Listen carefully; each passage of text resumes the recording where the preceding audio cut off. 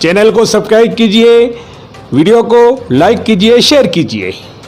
कांग्रेस निवर्तमान जिला अध्यक्ष दिनेश खोड़िया ने पंचायती राज चुनाव के संपन्न होने के बाद डूंगरपुर जिला प्रमुख एवं सागवाड़ा पंचायत समिति में कांग्रेस पार्टी की तरफ से जिला प्रमुख एवं प्रधान बनने का दावा किया।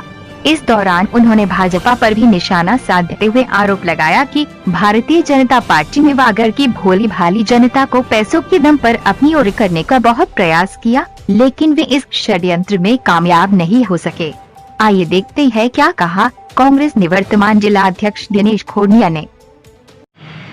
पूरे जिले के अंदर 10 पंचायत समिति और जिला प्रमुख कांग्रेस के बनने जा रहे हैं। जनता ने पूरी तरह अब की बार कांग्रेस का साथ देने का मानस बना लिया है और जो बातें आ रही हैं गांवों से उसमें जनता ने राजस्थान की अशोक गहलोत की सरकार की नीतियों को और पिछले विधानसभा चुनाव में जिस तरीके का जातिगत जहर भारतीय जनता पार्टी और भारतीय ट्राइबल पार्टी ने फैलाया था, उनके चेहरे बेनकाब हो चुके हैं, जनता पहचान चुकी है और इन दोनों जातिगत पार्टियों को हराने का मानस वागड़ की जनता ने बनाया है। हालांकि अब की बार भारतीय जनता पार्टी ने फिर गंदी राजनीति की थी।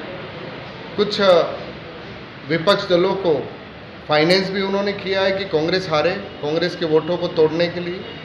उनको लगा भाजपा के नेताओं को कि वो जीत नहीं सकते हैं, तो जो गंदी राजनीति उन्होंने विधानसभा चुनाव से पहले की थी आदिवासी वोटों में फुटपाथ करने की, अब की बार भी उनका काला धन दिल्ली से यहाँ पर आया है। उन्होंने हमारे यहाँ के सीधे साधे लोगों को धनबल के आधार पर बांटने की कोशिश की है, लेकिन फिर भी जनता जो है उनके चेहरे पहचान चुकी है और अब की बार कांग्रेस पार्टी पूरे जिले के अंदर विजय हासिल करने वाली है। सर, अभी सरकार में कल से एक माहौल चल रहा है कि सरकार गिराने का कुछ षड्यंत्र रचा जा रहा है, इसके बारे में बताइए। वो तो पूरे जब से भारतीय जनता पार्टी देश के अंदर आई है, इनका जो इतना नोटबंदी के कारण पूरे देश में हजारों करोड़ रुपया भारतीय जनता पार्टी ने इकट्ठा किया, वो 2 नंबर का पैसा सरकारें गिराने में काम आ रहा है। ये भारतीय जनता पार्टी जब से बनी तब कहती थी कि हम अलग तरीके की राजनीति कर रही हैं। ये दिख रहा है कि किस तरीके की राजनीति कर रहे हैं। ये कहते थे कि हम कांग्रेस की तरह अलग से दिखाना चाहते हैं। तो देश की आज़ादी के बाद जितनी सरकारें नहीं गिरी, उससे ज़्यादा धनबल के आधार पर इन्होंने सरकारें गिराने का काम किया है।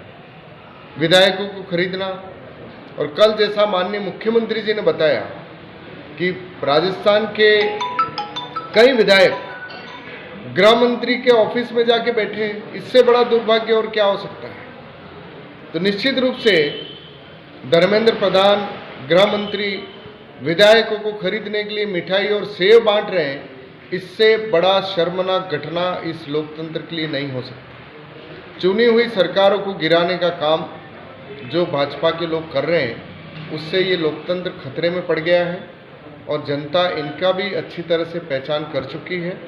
लेकिन अभी देश के अंदर इनके खिलाफ माहौल बनना शुरू हुआ है और निश्चित रूप से ये अगले चुनाव में भाजपा मुक्त हिंदुस्तान हो जाएगा। क्या इस नीच हरकतों से भाजपा बाज आ पाएगी या आपने सफलता पा रखा है? तो देखो, राजस्थान के अंदर ये हमारी संस्कृति ही नहीं है।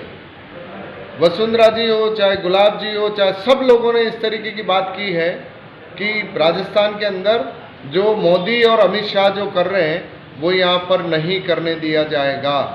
लेकिन उनके इशारे पर उनके केंद्रीय मंत्री, उनकी जो दलाल व्यापारी हैं, वो राजस्थान की राजनीति के अंदर जो षड्यंत्र कर रहे हैं, वो षड्यंत्र कभी सफल नहीं होगा। अशोक गहलोत के राज में पक्ष हो चाहे विपक्ष हो, पूरी तरह से राजस्थान की मान मर्यादा को बनाए रखने में, और एक भी विधायक पैसे के ऊपर बिकने वाला राजस्थान में नहीं है। और कभी मोदी या अमित शाह के ख्वाब यहाँ पर न कांग्रेस पूरा होने देगी न अन्य कोई विपक्ष पार्टियाँ, क्योंकि यहाँ का 200 ही 200 विधायक कहीं न कहीं हर तरीके से मर्यादा के साथ जीने वाले लोग हैं और भाजपा का 2 नंबर का पैसा राजस्थान में काम नहीं आएगा।